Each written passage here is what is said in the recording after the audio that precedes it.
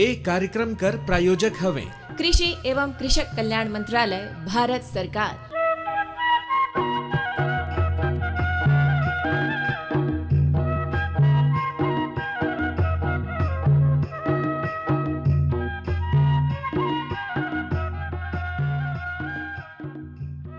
राउर मनकर हमारे कार्यक्रम किसान संध्या में बहुत बहुत स्वागत है। और आज अग्नू भैया के साथ हमन पहुँचे हन एक बार फिर से राजमोहिनी देवी कृषि महाविद्यालय और अनुसंधान केंद्र अजिरमा पहुँचे हन। और विश्रामपुर रोड पर सब कोई जानत हैं अग्नू भैया कि ये महाविद्यालय है। और यहाँ पर हमन बात करब वैज्ञानिक मन भी हैं, कुछ पढ़वैया छात्र छात्रा मन भी हैं। और हमन मुख्य रूप से आज आए हन यहाँ पर मधुमक्खी पालन कर एक प्रोजेक्ट भी चलत है और शहद से संबंधित हमर जो राष्ट्रीय नीति भी है, राष्ट्रीय मधुमक्खी पालन और शहद मिशन, ऐसे एक अभियान चलत है। और ओकर संबंध में जो किसान कैसे लाभान्वित हो सकत हैं, एकर संबंध में कौन कौन सा पढ़ाई अभी चलत है, तो पूरा बारे में विस्तार से हमन बात करब। लेकिन सबसे पहले हमन अग्नू भैया बात शुरू करी और जानकारी लेना शुरू करी। हमारे साथ में जो कॉलेज का डीन है वो भी मौजूद है। हाँ, देखा डीन साहब से जानकारी मिली। सबसे पहले तो हमने इतना बता दी कि यह कृषि महाविद्यालय और अनुसंधान केंद्र है। तो हमन अभी तक तो किसान मन का खेत ला देखत रहन कि कैसे खेती करत हैं, का करत हैं, लेकिन उमन कैसे खेती करत हैं ओकर गुण ला यहाँ ले सीखते हैं, ओकर वैज्ञानिक तरीका ला खेती कर। तो यहाँ कर जो सीख है वह वहाँ पहुँचत है किसान मन जग। तो आज हमन मुख्य जगह में पहुँचे ही। तो यहाँ कर जो मुखिया हैं, अधिष्ठाता हैं, डीन है यहाँ कर, उनकर से गोट बात करिए। राउर बताएं, जैसे डीन है अधिष्ठाता जिनके कहते हैं हिंदी में, और इनका नाम है डॉक्टर एस.के. सिन्हा। यहाँ पर हमन कई बार डॉक्टर साहब राउर के बहुत बहुत स्वागत करते। जी बहुत बहुत धन्यवाद।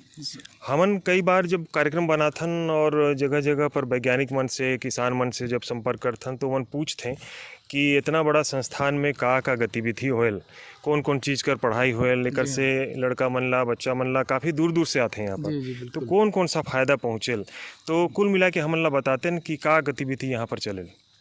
जी हाँ, बहुत ही सामयिक सवाल है ये आपका। और मैं यहाँ बताना चाहूँगा कि राजमोहिनी देवी कृषि महाविद्यालय जो है वो सन 2001 से हमारे अस्तित्व में आया है। और इसके पूर्व में ये जो जगह थी वो 1982 से परिक्षेत्रीय कृषि अनुसंधान केंद्र और उसके बाद फिर क्षेत्रीय कृषि अनुसंधान केंद्र में अपग्रेड होकर के इस रूप में आज है। तो महाविद्यालय के रूप में आने के बाद मैं ये भी बताऊंगा कि इस पूरे अंचल में, पूरे सरगुजा डिवीजन से लेकर के यहाँ तक में सबसे पुरानी कृषि महाविद्यालय है यहाँ पर।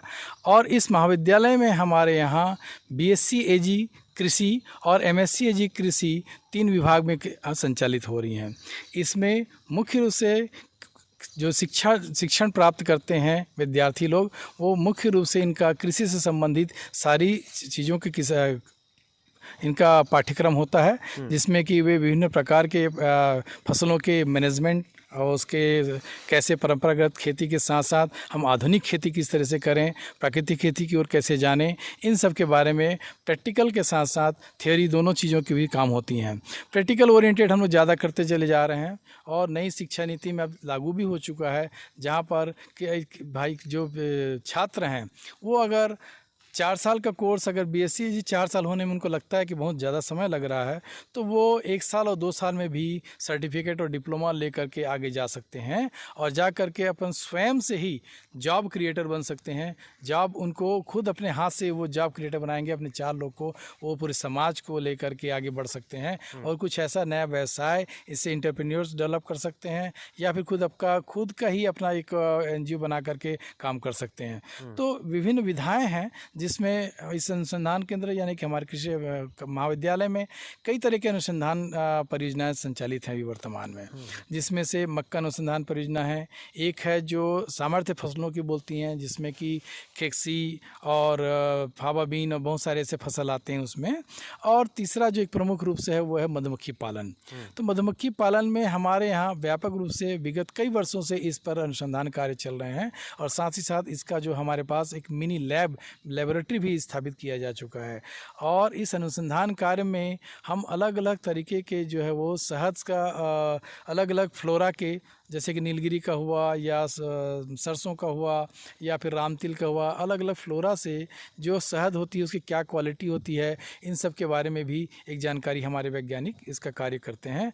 और इनके साथ ये किसानों को, यहाँ के किसानों को और साथ ही साथ कृषि विभाग के जो आरईओज होते हैं उन सभी को प्रशिक्षण भी देते हैं, ताकि ये जो हमारा का अनुसंधान की जो गतिविधियाँ हैं वो सारे से ज़्यादा किसान भाइयों तक पहुँच सकें और उनको फ़ायदा पहुँचा सकें।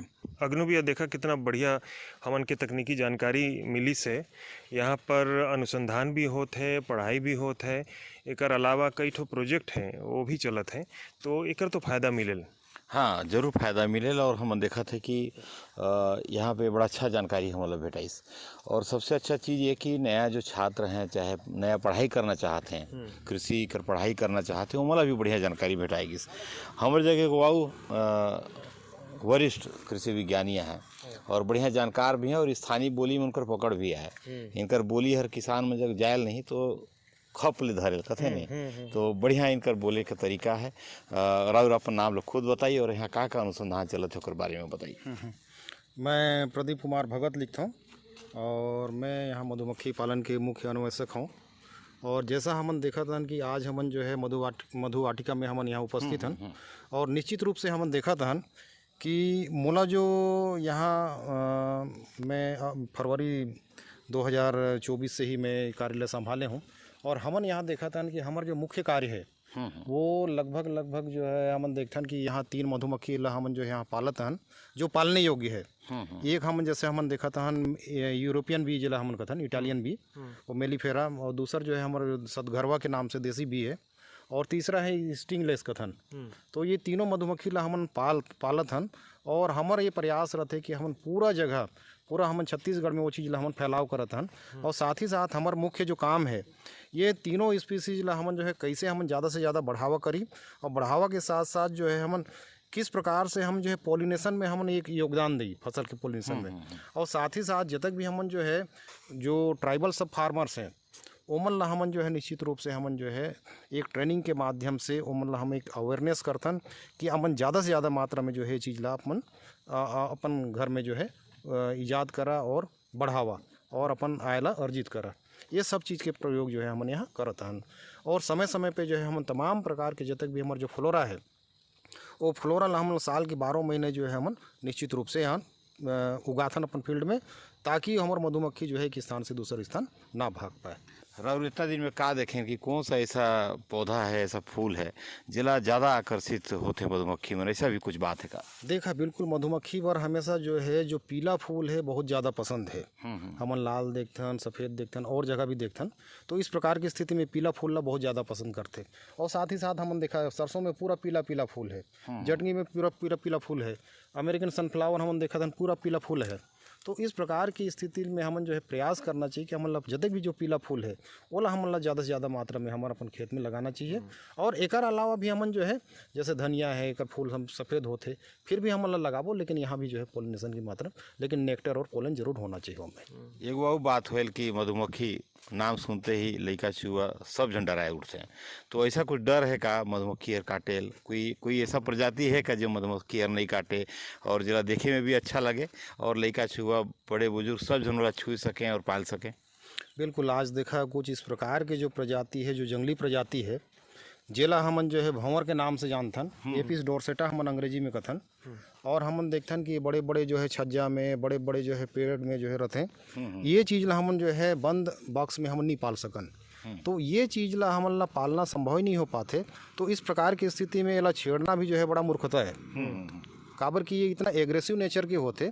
तो निश्चित रूप से हमन ला जो मधुमक्खी ला हमन पाल सकत हन, जैसे भी मैं पूर्व में कहत रहे, जैसे इटालियन बी है, एला हमन जो है बंद कमरा में या बंद बॉक्स में आसानी से पाल सकत हन।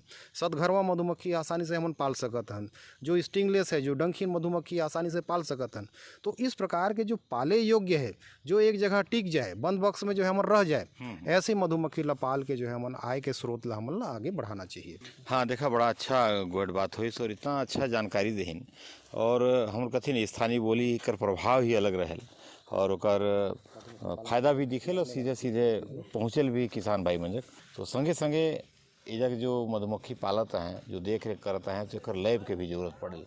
तो एगो अधिकारी भी खड़ा है, और गोड बात करी। प्रधानमंत्री किसान मान धन योजना, मिलेगा पेंशन का सहारा, कृषक ना होगा बेसहारा, जुड़ेगा खुशियों से नाता, कटेगा सुख से बुढ़ापा, सुरक्षित होगा अन्नदाता, सुरक्षित होगा अन्नदाता।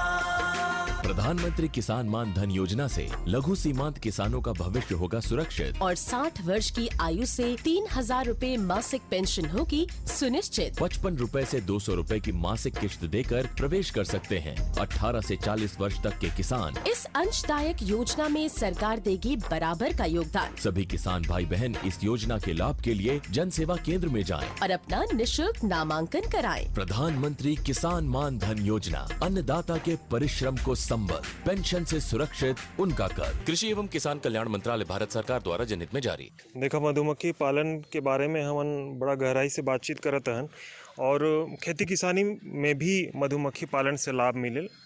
जो परागण है वो मधुमक्खी से होल और खेती बाड़ी में जैसे फूल मनकर खेती है और भी खेती बाड़ी से कर लाभ मिले। तो राउर के का नाम है? कन्हैया लाल पैकरा।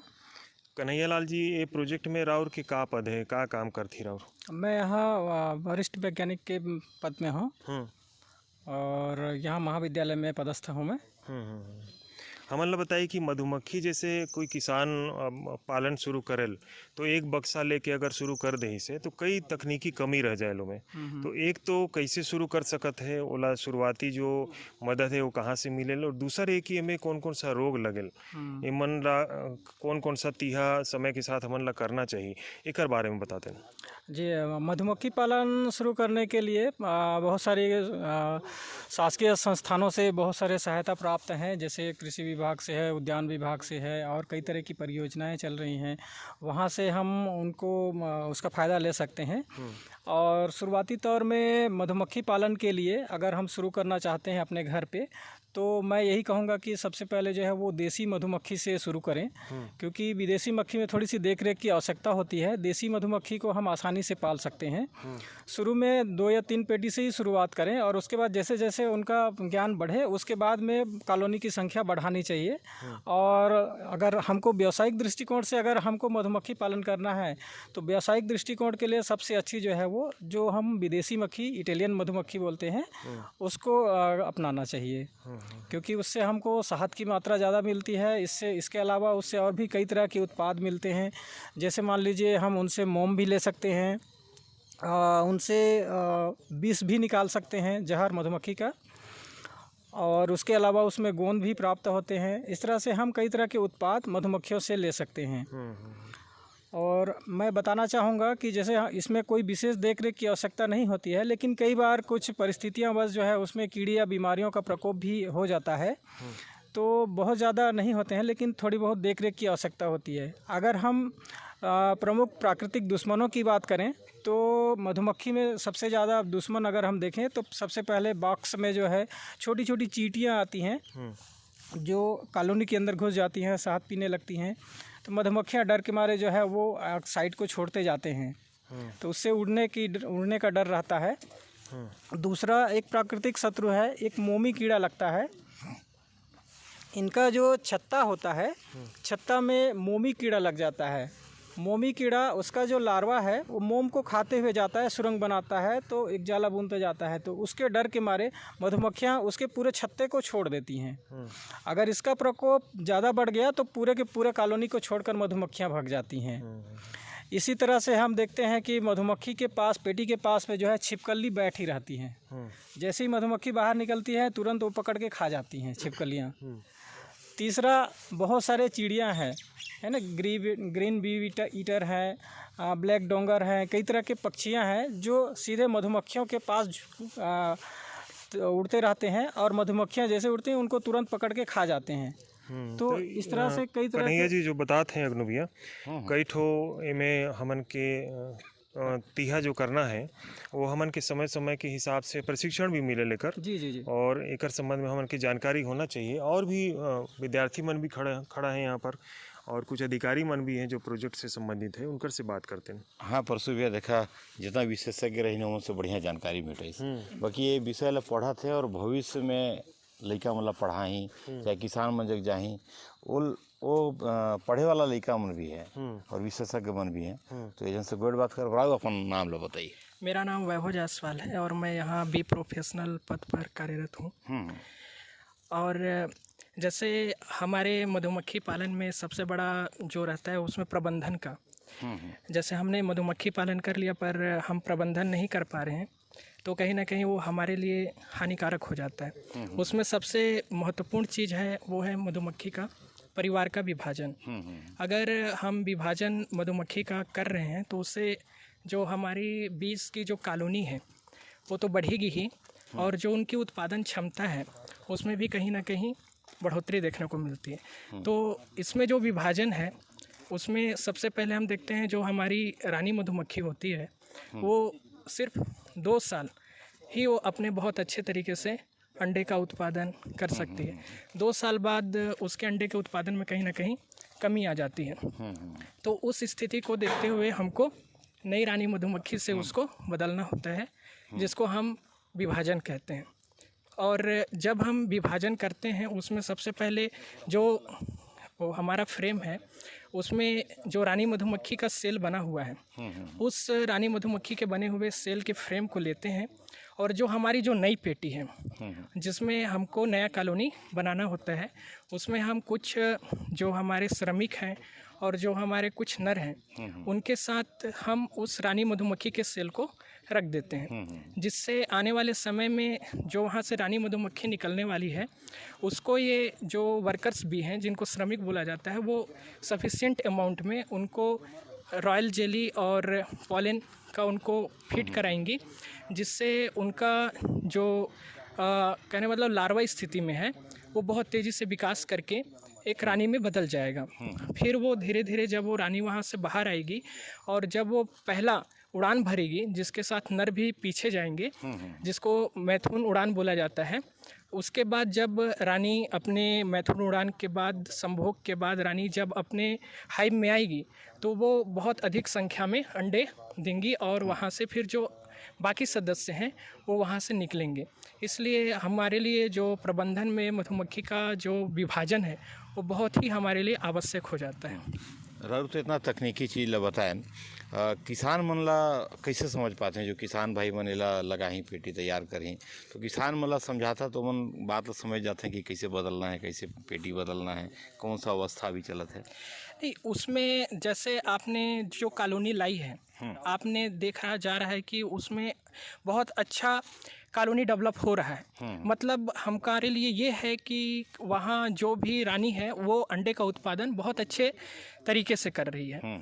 पर जब हमारे पास बहुत अच्छा फ्लोरा है सब कुछ है जिसमें परागण भी है मिल रहा है हमको पॉलन भी मिल रहा है और उसके साथ हमको मकरंद भी मिल रहे हैं है ना जिसको हम कहने का मतलब रस जो होता है फूलों का रस जिसको मकरंद कहा जाता है नेक्टर वो भी हमको मिल रहा है। उसके बाद भी हमारे जो हाइव है उसकी कॉलोनी बढ़ नहीं पा रही है।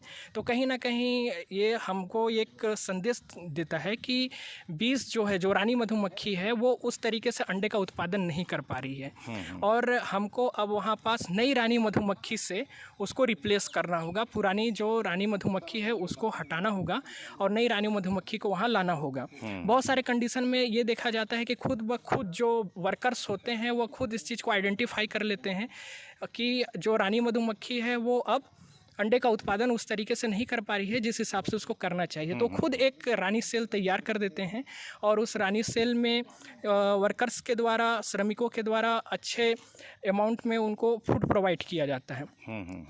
और जो पुरानी मधुमक्खी होती है जो पुरानी रानी मधुमक्खी होती है वो बाकी जो कुछ वर्कर्स होते हैं उनको लेकर दूसरे जगह भी वो माइग्रेट कर सकती है। तो उससे भी हमको रोकने के लिए ये जो मधुमक्खी विभाजन है उसके परिवार का विभाजन जो है वो करना आवश्यक हो जाता है। देखो बड़ा बढ़िया और जानकारी दिया परसों भैया देखा गोड़ तो बहुत हुई सर कुछ छात्र मन भी हैं जो पढ़ाई करत हैं तो लगे तो देखा एगो छात्रा आई ना है बात करना चाहते हैं। मोला पता चली से अग्नु भैया कि ये एमएससी कर विद्यार्थी हैं और मधुमक्खी पालन प्रोजेक्ट में पढ़ाई भी करत हैं। राउर के का नाम है? मेरा नाम धनश्री सिन्हा है और मैं यहाँ RMD कॉलेज में MSc फाइनल की छात्रा हूँ। सबसे पहले तो ये बतावा कि जो कृषि कर जो पढ़ाई है एकर चुनाव राउर काहे करें? और भी जगह पर जा सकत रहें, कहीं लोग डॉक्टर बनते हैं, कहीं कुछ और अधिकारी बनते हैं, तो एकर पीछे का कारण है? एक्चुअली बचपन से ही मेरा जो इंटरेस्ट है वो नेचर में रहा है। जैसे भी मैं फील्ड देखती हूँ या हर तरफ जैसे ग्रीनरी देखती हूँ मुझे बहुत अच्छा लगता है, तो मैं इसके बारे में और अच्छे से जानना चाहती थी, इसलिए मैंने एग्रीकल्चर को चुना।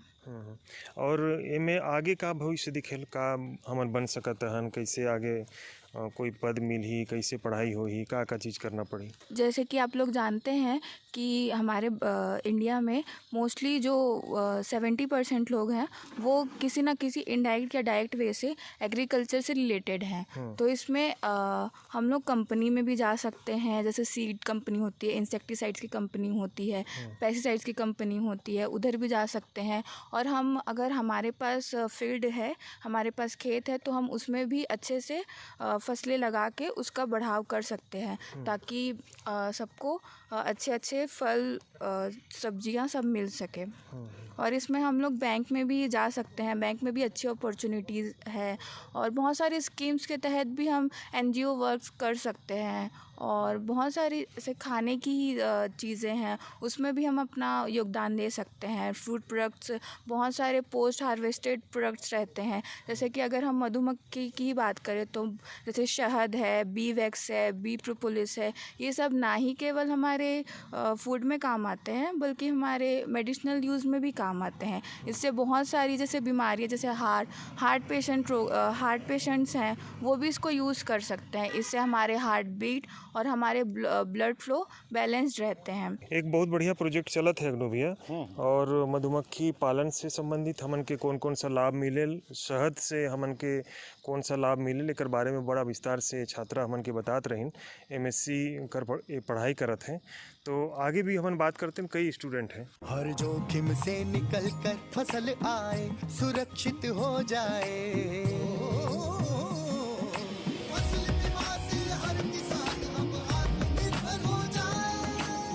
संकट के समय प्रधानमंत्री फसल बीमा योजना किसानों के लिए वरदान है। अब सूखा पड़े या बाढ़ आ जाए कोई डर नहीं, अब ओले पड़े या कीट पतंगे फसल खा जाए कोई फिक्र नहीं, क्योंकि हमने लिया है प्रधानमंत्री फसल बीमा। बुआई से फसल कटाई तक हर जोखिम का दावा, न्यूनतम प्रीमियम पर अधिकतम भुगतान का वादा। योजना से हर साल जुड़ रहे हैं 5 करोड़ से ज्यादा किसान। अब आपकी है बारी। नजदीकी कृषि कार्यालय, सहकारी समिति, बैंक शाखा, अधिकृत बीमा कंपनी या जन सेवा केंद्र में स्वेच्छा से करा सकते हैं पंजीकरण। फसल बीमा पोर्टल या फसल बीमा ऐप द्वारा भी कराया जा सकता है पंजीकरण। प्रधानमंत्री फसल बीमा योजना, आपकी फसलों का संपूर्ण सुरक्षा कवच। कृषि एवं किसान कल्याण मंत्रालय, भारत सरकार। देखा है वो छात्र भी हैं, अच्छा पढ़ाई करत हैं, और चूँकि छत्तीसगढ़ का रही हैं और पड़ोसी जिला का रोहिया हैं, और बताते हैं कि रतनपुर जब के हैं, तब तो सरगुजिए आदमी हैं और बढ़िया हंसमुख भी दिखत हैं, तो कुछ बताना चाहते हैं। राउर को पढ़ाई कैसा चलत है और का सीखें राउर, और भविष्य में क्या योजना है राउर कर? नमस्कार, हमार पढ़ाई अभी तो बहुत अच्छा चलत है। मैं MSc फाइनल ईयर में हूँ कृषि कीट विज्ञान में। और अभी मैं आप मन ला बताऊँ कि हमन मधुमक्खी पालन से शहद के अलावा अउ का उत्पाद प्राप्त कर सन। मेनली किसान भाई मन जब मधुमक्खी के नाम सुनते तो उनकर दिमाग में सिर्फ शहद आते, परंतु शहद के अलावा भी हमन मधुमक्खी पालन से काफ़ी कुछ प्राप्त करथन, जैसे बी वैक्स जेला कि हमन मोम कथन, और bee wax, bee venom, bee propolis, bee pollen और रॉयल जेली। अगर बात करी शहद के तो एला मुख्यतः वर्कर बी माने जेन श्रमिक मधुमक्खी होते उनकर द्वारा बनाए जाते। यह विभिन्न प्रकार के फूल के परागण और रस ला एकत्र करके ओला फिर विभिन्न प्रोसेस के द्वारा बनाए जाते। ये 2 प्रकार के होते शहद, यूनिफ्लोरल और मल्टीफ्लोरल। यूनिफ्लोरल वो शहद होते जिनमें 45% पॉलेन और शहद जिन होते, रस जिन होते वह एक प्रकार के फ्लावर मतलब फूल से प्राप्त करे जाते। और मल्टीफ्लोरल वो शहद होते जिनमें परागण के मात्रा कोई भी एक प्रकार के फूल के परागण के मात्रा 45% से अधिक नहीं रहे। मोला शुरू से ही मतलब कॉलेज में जाए से पहले तो मोला कीट विज्ञान के बारे में ज़्यादा नॉलेज नहीं रही से, पर जैसे ही मैं अपन कृषि के बीएससी में प्रथम वर्ष में एंटर करूँ तो ओमा कीट विज्ञान सब्जेक्ट में मोला बहुत रुचि आई और ओमा कीट से मैं बहुत प्रभावित हुए कि कैसे कीट में विभिन्न प्रकार के रूपांतरण पाए जाते और उमन कैसे हमारे कृषि से बहुत जुड़े रही थे और एखर से हमला जितना हमार हानिकारक कीट हवे वैसने हमारे बहुत सारा लाभदायक भी कीट हवे, तो मोला रुचि हुई इसके मैं इखर से रिलेटेड पढ़ाई करूँ और आगे में कुछ रिसर्च वर्क करूँ। बहुत बढ़िया। अगनु भी इनकर से बातचीत होते हैं, हमारे साथ में एक और विद्यार्थी हैं और वो भी जानकारी दें ही कैसे कैसे पढ़ाई यहाँ पर करते हैं। रउर अपन नाम लो बताइए। मेरा नाम फनेंद्र साहू है और मैं यहाँ एंटोमोलॉजी में पढ़ाई कर रहा हूँ, एमएससी फाइनल ईयर में हूँ। और मैं आपको बताना चाहता हूँ कि मधुमक्खी पालन में कौन कौन से उपकरण का इस्तेमाल करते हैं, जिसमें हम सबसे पहले जानेंगे कि बी व्हील होता है जो मुखौटे की तरह होता है और ये हम इसको हेलमेट की तरह भी यूज़ मतलब बोल सकते हैं, जिससे चेहरे का बचाव करते हैं मधुमक्खी के डंक से। फेस और नेक का भी उससे बचाव होता है। उसके बाद आता है हमारा बी सूट जो पूरे बॉडी को कवर करता है। ये लाइट कलर का होता है, जैसे वाइट हो गया, ग्रीन, ब्लू, इस कलर का होता है, जिससे जो हमारे मधुमक्खी हैं वो अग्रेसिव नहीं होते हैं और इससे हम आसानी से मधुमक्खी पालन में अपना हाथ बटा सकते हैं। बहुत सुंदर राउर कर बात। राउर सुरक्षात्मक जो उपकरण है उसके बारे में बताया। हमारे जगह भी कुछ छात्र हैं, राउर अपना नाम ला बताइए। नमस्कार, मेरा नाम आनंद राज है, मैं भी एमएससी फाइनल ईयर एंटोमोलॉजी का छात्र हूँ। और कुछ नया चीज़ बतावा कि किसान भाई कैसे सावधानी बरतें और मधुमक्खी पालन करते उनका रुझान कैसे जाए। जी बिल्कुल, मैं मधुमक्खी पालन में एक विशेष प्रक्रिया स्थानांतरण के बारे में बताना चाहूँगा। स्थानांतरण एक ऐसी प्रक्रिया है जिसमें मधुमक्खी पालक जो मधुमक्खी पाल रहे होते हैं उस जगह को दूसरी जगह शिफ्ट कर देते हैं। अब ये शिफ्ट क्यों किया जाता है? देखिए, मधुमक्खियों को शहद बनाने के लिए पॉलन, नेक्टर और पानी की आवश्यकता होती है। पानी तो सभी जगह मिल जाते हैं, लेकिन हमें नेक्टर और पॉलन सभी जगह हर मौसम में नहीं मिल पाते। तो एक ही जगह पर खेती करने की वजह से उस स्थान में पॉलन और नेक्टर की कमी हो जाती है। तो उस जगह में खाना की कमी होने की वजह से उन मधुमक्खियों को दूसरी जगह शिफ्ट कर दिया जाता है, ताकि वो मधुमक्खी शहद हमेशा बनाती रहे और किसानों को लाभ प्राप्त होता रहे। बहुत बढ़िया देखा राउर जानकारी देहन। एगो और छात्रा हमारे जगह है, राउर अपन नाम ला बताइए। मेरा नाम पल्लवी भगत है, मैं एमएससी फाइनल ईयर की छात्रा हूँ और मैं बताना चाहती हूँ बी की स्पीसीज़ के बारे में। सबसे पहले सर ने बताया था कि एक रॉक बी होती है जिसे हम डोरसाटा, एपिस डोरसाटा कहते हैं। वो सबसे बड़ी बी होती है, उसकी जो साइज़ होती है लगभग 20 mm के आसपास होता है और वो बहुत उग्र स्वभाव की होती है। उसको पालना हम लोग को असंभव सा है लगभग वो, लेकिन वो भी लगभग 35 kg पर हाइव वो प्रोडक्शन देती है। और जैसे दूसरा है इटालियन बी, जैसे सर ने भी बताया था, उसका नाम है एपिस मेलिफेरा, जिसको हम इटालियन बी और यूरोपियन बी कहते हैं। वो उसको जनरली हम लोग पाल सकते हैं। वो काफ़ी शांत स्वभाव का होता है और बहुत कार्यशील होता है, तो उसको हमको पालना आसान होता है और वो भी प्रोडक्शन लगभग 35 kg आसपास पर ईयर पर हाई दे देता है। उसके बाद में आता है इंडियन बी, जिसको हम एपिस इंडिका, सेरेना इंडिका कहते हैं। वो इंडिया में नेटिव है लगभग, तो वो भी उससे साइज में थोड़ा छोटा होता है, लेकिन उसको भी पालने में आसानी इसलिए नहीं होती है क्योंकि वो बहुत स्थानांतरण करता है ज़्यादातर। बहुत अच्छा जानकारी राउर देहन कि कौन कौन सा तरीका के मधुमक्खी ले पालल जा सकत है और कौन कर मधुमक्खी कितना मधु देहल।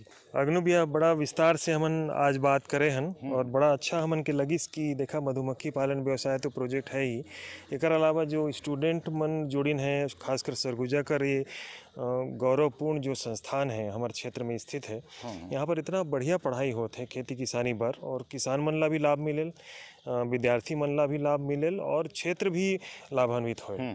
तो हमारे साथ में एक तकनीकी जो प्रबंधक हैं, सहायक हैं, जिनके कथें। राहुल की क्या नाम है? नमस्कार संगवारी हो, मोर नाम डॉक्टर सचिन कुमार जायसवाल है। तो संगवारी हो सबसे पहले मधुमक्खी पालन अगर हम करथन जेकर पर ज़मीन है और नहीं है तो ज़मीन जैसे है तो क्या है, जैसे कि हमारे फूल फुलवारी के जो समय होते, जैसे कि सरसों के भी बहुत फूल आते हैं। हमारे संगवारी को भी ठंडी के मौसम में सबके क्षेत्र में सरसों लगाई है, तो सरसों लगाई है तो ओकर आसपास में क्या है कि हम मधुमक्खी की पेटी ले जाके मधुमक्खी से परागण और शहद मकरंद जे लगत है इकट्ठा करके हम बहुत ज़्यादा शहद प्राप्त कर सकत हन। मधुमक्खी से दो तरीके से फायदा हमें मिलते, प्रत्यक्ष और अप्रत्यक्ष। अप्रत्यक्ष रूप से हमारे परागण की क्रिया होते जेकर से हमारे फसल के उत्पादन घलो बढ़ जाते। जैसे सरसों भी लगाए है तो 7 से 8 कुंटल तुम्हें मिली, लेकिन परागण की क्रिया करी हुई है तो वहाँ से लगभग 2 से 3 कुंटल हमें एक्स्ट्रा मिली। जैसे 60 से 70% हम अनुमानतन कि कैसे परागण से सरसों के बीजा में भी ज़्यादा उत्पादन होते। और अप्रत्यक्ष रूप से जैसे बता चुके हैं, प्रत्यक्ष रूप से जैसे हमें डायरेक्ट मधुमक्खी से शहद घलो मिलते, जहर सरसों के शहद, धनिया के शहद, मुनगा के शहद, लीची के शहद, अलग अलग प्रकार के शहद ला इकट्ठा करके भी हम अलग रेट से प्राप्त कर सकते हैं। एक साथ साथ हमन मोम है, रॉयल जेली है, प्रोपोलिस है, एला हमन उत्पादन करके और मधुमक्खी के जहर और मधुमक्खी के परिवार घलो बढ़ा के हम ज़्यादा आय प्राप्त कर सकते हैं। एक बाद में किसान भाई विशेष जानकारी देना चाहूँ कि मधुमक्खी पालन करे के जो सबसे अच्छा समय होते अक्टूबर नवंबर के जो महीना होते उनमें किसान भाई ला जी तकनीकी जानकारी है मधुमक्खी के बारे में पूर्ण रूप से वो लगभग 10 पेटी से शुरुआत करी तो साल भर में लगभग हमन ला 1 से 1.5 लाख रुपये तक के मुनाफा घलो हो सकते हैं। कम से कम 10 पेटी की अगर शुरुआत करबो तो हमारा कम से कम 15 से 20 हज़ार की हमन की लगभग पेटी के खर्चा आ जाही और 50 हज़ार के अंतर्गत में हमन अच्छे से सेटअप करके साल भर में 1 से 1.5 लाख रुपये कमा सकत हन। हमन अभी जो बात सुनत रहन अगनू भैया, ये डॉक्टर सचिन जायसवाल जी रहिन और हमारे जो कार्यक्रम है हेलो किसान वानी उनमें भी आते हैं और बड़ा बढ़िया जानकारी ये देते हैं। तो आज तो समय हो गई से हाँ, और बढ़िया गोड बात हुई परसों भैया और सार्थक गोड बात हुई। और हमन सोचत रहें कि वो भगत सर से जो हमन बात शुरू करे रहें उनकर से एक बार अनुमति ले लेते कि कार्यक्रम ला हमन समेटत हन और ओकर बाद में हमार तो हर दूसरा और चौथा गुरुवार के कार्यक्रम प्रसारित होल तो फिर और कहीं मुलाकात हुई जो हमारे संगवारी भैया बहनी मन से। तो भगत सर आज ये कार्यक्रम ला यहीं समेटत हन, लास्ट में कुछ 1-2 लाइन कहना चाहत ही तो जरूर स्वागत है।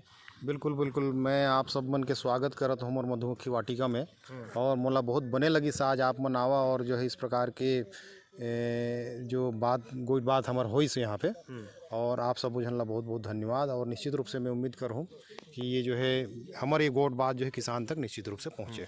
बहुत बढ़िया लगी जो भी सुनत है और ज़रूर फायदा हुई। तो आज चलत ही अगनू भैया, हाँ, और फिर कभी हमन दोनों कोई गाँव में हमन दोनों कहत ही राम राम।